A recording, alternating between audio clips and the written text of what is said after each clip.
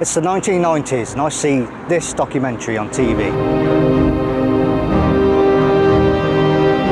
I'm fascinated. I can't stop watching. I take in everything, all the information. Smaller, lighter ice crystals also form and are blown on upwards, rubbing past the larger chunks. And it's this rubbing that creates electric charge. Then I see this guy. David Stillings lives in the middle of Lightning Alley. He calls himself the Lightning Stalker. On July 1st of 1976, I captured my very first streak of lightning, and it's called eruption because it seemed like it was erupting right out of that center pucker, and there was blue sky and purple clouds. I was hooked from that point on. He's just standing there in the open without a care of being struck by lightning.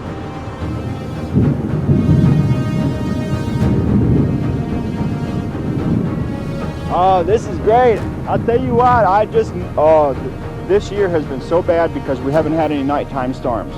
But tonight, look at this, it's brewing.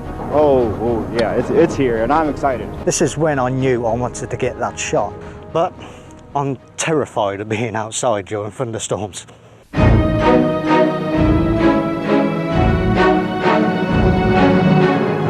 This would be a challenge.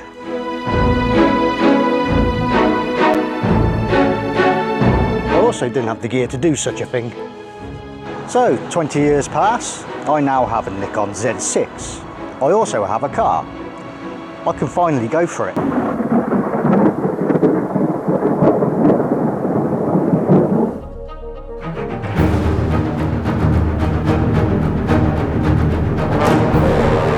June 2nd, 2021. I'm off work for the week and there is a storm forecast. I set myself up on Abbotsbury Hill beauty spot and I waited. Nothing happens. I take a photo, then I leave. 16th of June 2021. Big storms forecast all across the south of England, mostly southeast Brighton. The thunderstorms are brewing across the Channel Isles, and through Wednesday evening they will trundle their way north. I book a few days off to chase storms. I end up east of Hastings. Flashes of lightning spark across the sky every few seconds, but I'm stuck in my car. And this is not out of fear. I'm actually in my car driving. I can't find anywhere to park. The roads are lined with trees and bushes, just blocking my view everywhere. A missed opportunity, and I get home after 12 hours on the road. But I did learn something. Don't chase the storm. Find a good place with a view. Set up your gear and wait. 3rd of July 2021. I'm determined not to make that same mistake again. So I find a lovely little spot between Bath and Bristol. I set up and wait.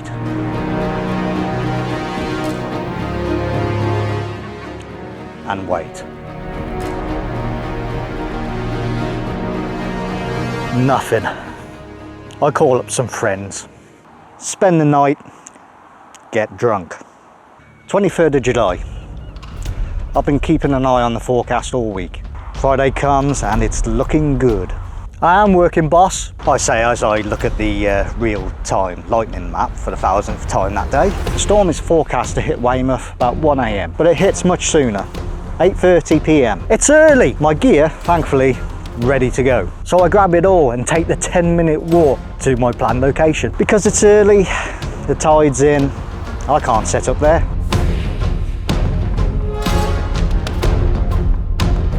I have to set up at the front of the building where there is a little bit of shelter.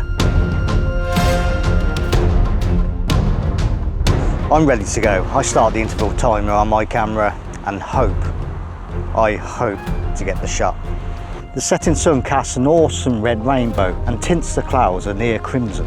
I interrupt the interval timer and fire off a few shots.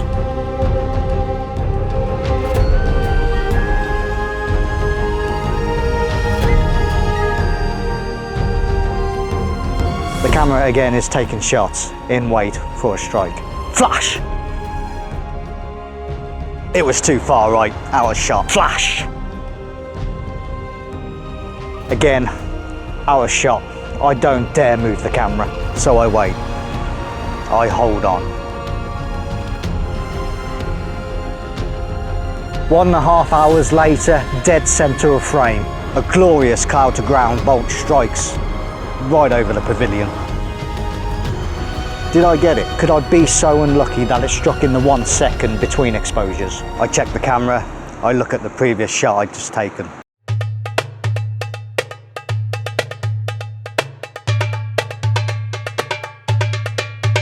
I got it.